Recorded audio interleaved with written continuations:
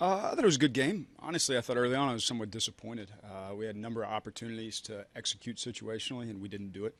The good thing is, like, our patience, our speed on the bases continue to put us in those positions where we could add on and have good at bats and end up winning the game by a wide margin. I still think, like, you look at early in the baseball game, there was a number of opportunities where our guys either got outside of the zone trying to do a little too much, or just kind of got outside of themselves. Like, obviously, I'm happy with a 12-3 win, but at the end of the day, it's about executing, and it's about taking advantage of situations your team puts you in. And I felt more than anything early on in the game, we got guys on base. Christian Bethencourt's RBI single was 2 RBI single was great.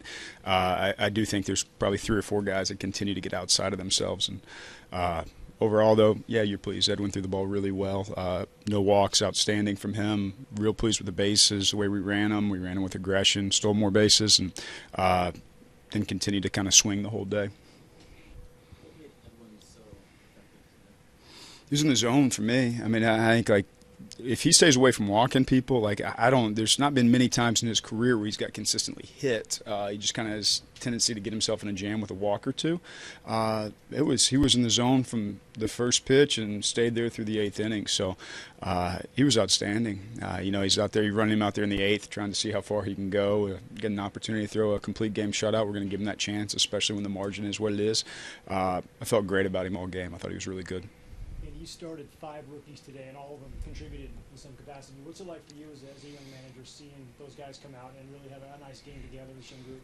Yeah, I think it's good. I go back to the process right now. Like, there's things we can improve on today. Like, today's a great game. You win 12-3, but there's still things you can do better. And each one of those guys has something that occurred during the game that they could capitalize on to a higher degree. And pleased with the end result, sure, but I think, like, where our focus is going to remain the rest of the year is the process and how we execute in those situations. Are you noticing Jabari being more comfortable to play, given the playing time he's getting? Yeah, I mean, he was never comfortable the first time around. I mean, he was comfortable, like, he didn't look stressed or anything like that. He just wasn't getting enough reps to really settle into anything. I still always go back to him. The walks he takes, he's getting hit a few times right now too, and you add in the power. I mean, like, that plays offensively. It causes runs to come across the plate. So I think he's been great. I have no hesitation continue to run him out there and watch him do his thing. What do you made of Travis Jankowski as a spark plug? He's very much that. I mean, the walks, the patience, I think, like, one of those guys you want to talk about, we talked about when he came back in the dugout. The one time he got outside of himself was the RBI situation with the bases loaded. I think you saw the previous at-bats. He's taking pitches in the dirt. He's taking pitches out of the zone. He's taking his walk. He gets to that bases loaded situation, and now he's outside the zone trying to do too much. When Travis is setting the table and he's in that mindset, he's, like, proving to be dynamic right now. The stolen bases wreaking havoc, and just, like, I mean, he's a great guy to have at the top of the order.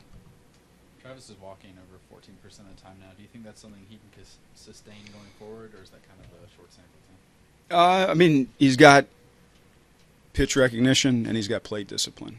Whether he stays at 14%, I can guarantee, like, nobody wants to walk him and put him on first base, but that's the same thing with VR, and he's got a high walk rate too.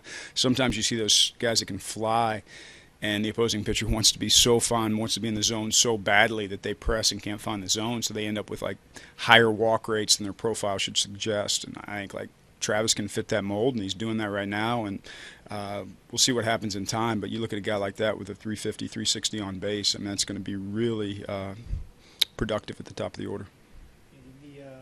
Defensive replacement for Dickerson, was his hip acting up on him? He's just sore. No, I mean, I don't think he ever, like, even watching him swing today, I think the quick turnaround with the soreness he played through last night, he was just sore. I have no, like, long-term fear of him being anything but just sore today and tomorrow, and then after the off day, be back in there. What was the dugout like for Blash after his first home run? Have you noticed the kind of ovation he got between innings there, and what was that like for you? I think they gave him the silent treatment for a while. They didn't key me in on it, and I gave him a high five. But I think they're happy to see him do well, and I'm happy to see him do well. I think the whole team, I think the energy's been good. I think the vibe's been really good in the clubhouse. I think the effort's been really good. Execution, solid today, but could be better.